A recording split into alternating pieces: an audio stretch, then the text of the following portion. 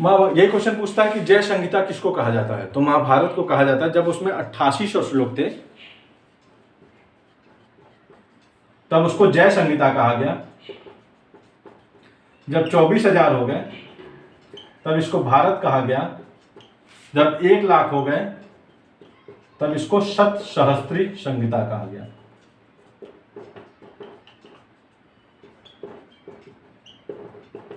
ठीक है, याद रखिएगा। महाभारत में जब 8800 श्लोक थे तो उसको क्या कहा गया, जय संहिता कहा गया। जब 24,000 श्लोक हुए तो उसको भारत कहा गया।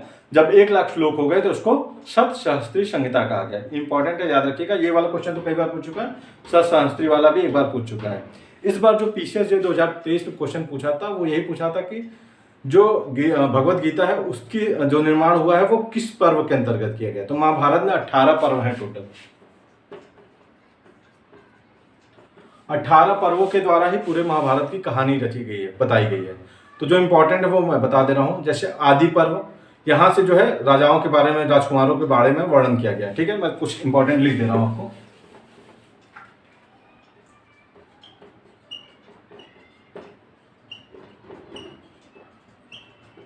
पहला आदि पर्व,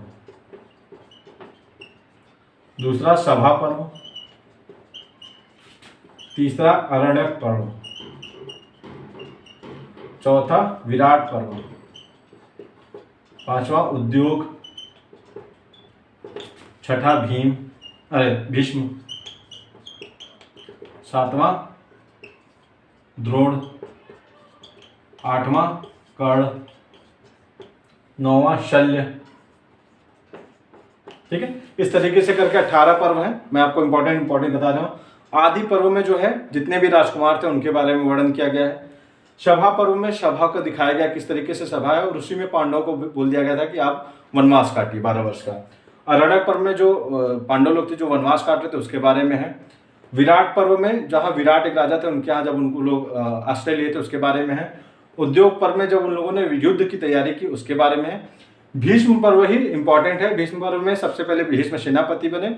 इसी में जो है भगवत गीता का सारा अपना रचना हुई। उसी में कृष्ण जी युद्ध से पहले जो उपदेश देते हैं उनको, तो उसकी रचना किसमें हुई है, आपके भीष्म पर्व के। उसके बाद भीष्म जी की मृत्यु हो जाती है। उसके बाद द्रोण सेनापति बनते हैं तो द्रोण पर्व आ जाता है। उसी में अभिमन्यु की मृत्यु हो जाती है, और जो जयद्रथ को मारने का अर्जुन कसम खाते हैं जयद्रथ की मृत्यु हो जाती है। फिर द्रोणाचार्य की भी मृत्यु हो जाती है। उसके बाद कर्ण सेनापति बनते हैं। इस तरीके से बताया गया है। एक और इम्पोर्टेंट है आपका अनुशासन पर्व, जिसमें भीष्म पितामह लास्ट अपना उपदेश देते हैं। अनुशासन पर्व,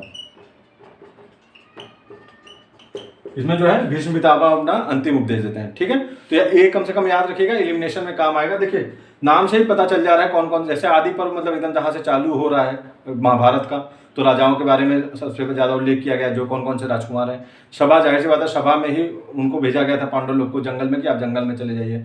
अरण्यक मतलब जंगल होता है, जो जंगल में उन लोगों ने समय बिताया उसके बारे में। विराट राजा थे जिन्होंने अपने आश्रय दिया, उसके बारे में हो गया। फिर उद्योग का याद रखिएगा। उद्योग मतलब युद्ध की तैयारी जिस पर्व में बताई गई है वो उद्योग पर्व है। भीष्म के बाद जो सेनापति बने उनके नाम से भीष्म सेनापति बने, उसमें उन्होंने अपना उसी में भगवत गीता की रचना हुई। आठवां जो है आपका कर्ण से फिर सेनापति बने, फिर द्रोणाचार्य सेनापति बने जिसमें अभिमन्यु की मृत्यु हुई और जयद्रथ की हत्या अर्जुन ने की थी। उसके बाद कर्ण जो है आपके सेनापति बने। इसी तरीके से शल्य सेनापति बने, और फिर अनुशासन पर्व हो जाएगा, शांति पर्व है, स्त्री पर्व है, फिर प्रस्थान पर्व है। इस तरीके से जैसा जैसा नाम है उसकी वजह से है। आप ये वाले जो है इंपॉर्टेंट है, याद रखिएगा। ठीक है, तो ये हमारे जितने भी साहित्य से रिलेटेड क्वेश्चन थे, इससे क्वेश्चन जरूर 2 से 3 बन सकते हैं। मतलब आप छोड़िए मत कोई भी टॉपिक, क्योंकि कंपटीशन बहुत टफ है। लोग सब चीज़ रट के बैठे हैं, तो आप भी लोगों से एक कदम आगे बढ़िए। ठीक है, तो अब जो नेक्स्ट वीडियो रहेगा उसमें हम लोग सामाजिक, आर्थिक, राजनीतिक क्या स्थिति थी वैदिक काल में वो देख लेंगे। ठीक है, थैंक यू।